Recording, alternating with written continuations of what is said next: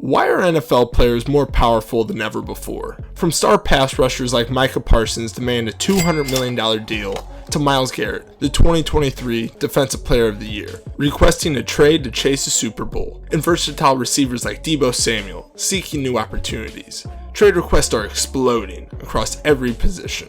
This surge isn't just about individual players.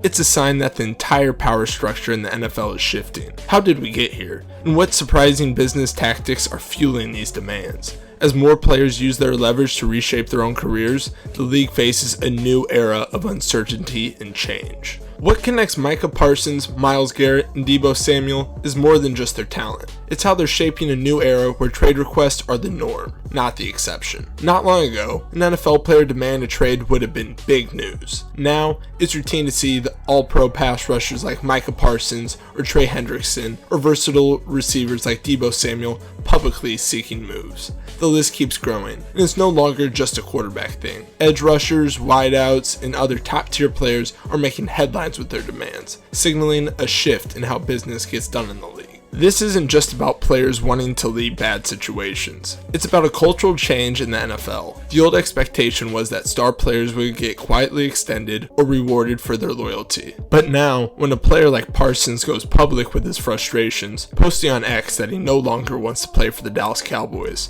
it puts the team on the spot. Instead of honoring all-pro extensions the way the Steelers did with TJ Watt's $123 million deal, teams now risk public backlash if they don't move fast enough. The conversation has shifted from private negotiations to a public spectacle, and fans are often quick to take the player's side. The power of social media cannot be overstated. Players now bypass agents and traditional media, posting grievances directly to platforms like X or Instagram, forcing teams to respond or risk appearing tone deaf. In Micah Parsons' case, his public statements turned a contract dispute into a trending topic, and the Cowboys front office had to manage not just the negotiation, but also the team's reputation. It's not just Parsons. Deebo Samuel's situation with the 49ers is another example. After expressing frustration on social media, Samuel requested a trade. This time, the 49ers were more willing to let him explore options, especially after a dip in production. The public nature of his frustrations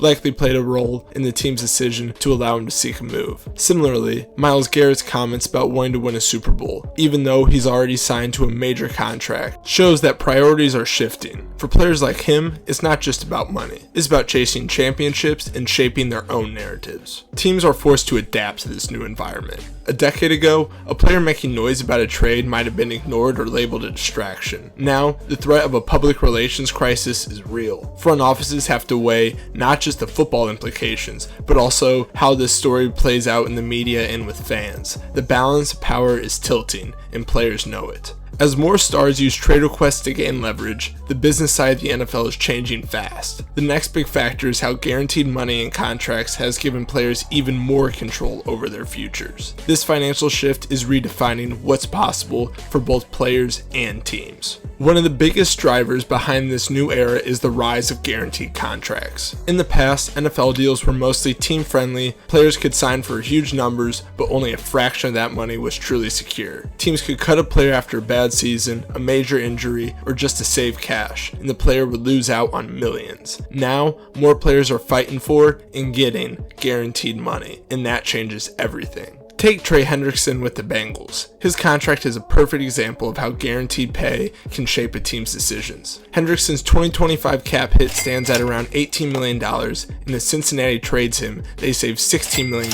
against the cap. That's not just a number on a spreadsheet, it's a real reason for a team to consider moving a productive player, even if he's still performing at a high level. The guaranteed money gives Hendrickson security, but it also puts pressure on the team to make a hard choice about who stays and who goes. On the player side, guaranteed contracts give stars real leverage. Terry McLaurin's situation with the Commanders is a clear case. He has 1 year left on a 3-year, $68 million deal, with a $25 million cap hit next season. But when you compare that to the $52 million guaranteed deals players like Tyreek Hill have secured, you can see why McLaren felt like he was falling behind. His frustrations over stalled negotiations led to trade rumors, and because of the guaranteed money he's already earned, he can push for a move without worrying about getting cut and left empty-handed. Players in this position know they have a safety net, which means they can take bigger risk when negotiating or demanding trades. Teams now have to balance rewarding their stars with the reality of the salary cap. Sometimes, like with the Bengals and Hendrickson, the financial flexibility gained by trading a player outweighs simply re-signing their sack leader. This creates a cycle where players demand guaranteed money. Teams hesitate to commit and negotiations break down, leading to more trade requests and more movement across the league. The salary cap forces teams to make tough decisions, and guaranteed contracts make those decisions even more complicated. This push and pull between guaranteed money, cap management, and player leverage has made the NFL's trade landscape more unpredictable than ever. The next layer in this equation is how players and their agents use every bit of leverage at their disposal, not just contracts, but timing,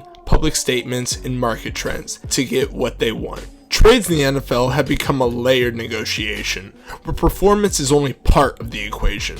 The real action happens off the field, as players and agents watch for market shifts and use them to their advantage. Deebo Samuel's situation with the 49ers is a clear example. His dissatisfaction started with public signals, like wiping all 49ers references from his Instagram, and grew from there. On the surface, it looked like frustration after a tough year, but behind the scenes, this was strategy. Samuel's agent, Tory Dandy, didn't just wait for the team to respond. In January, the 49ers officially gave Dandy permission to seek a trade, putting the process in the agent's hands. This move showed how agents can escalate a situation, turning a player's unhappiness into a formal negotiation. The financial side of Samuel's case added another layer. If the 49ers traded him before June, they would have taken on almost $32 million in dead money against their salary cap. That's not a small number, and it forced the team to weigh Samuel's value against a significant financial setback. The timing of the request and the cap implications gave Samuel and his agent leverage,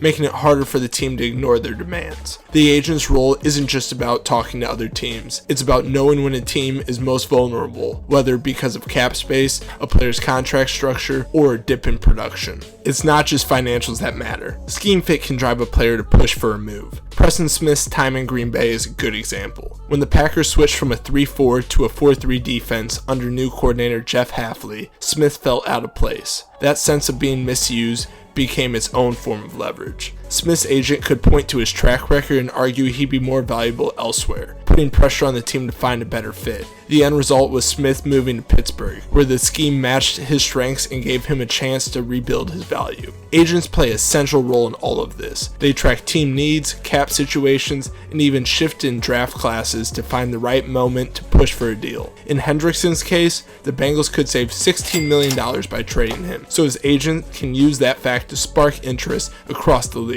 For teams, every bit of financial or roster pressure becomes a bargaining chip for the other side. Agents look for cracks. Maybe a team is tight against the cap, maybe fans are restless, or maybe a player's role is shrinking. They use every angle to get their client the best outcome. This is how leverage works in today's NFL. Public moves, agent negotiations, and financial details all combine to create situations where teams feel boxed in. Even when a team wants to keep a player, the pressure from every side can force their hand. As this kind of maneuvering becomes more common, it changes the way teams do business and how players think about their careers. These leverage battles aren't just about individual deals.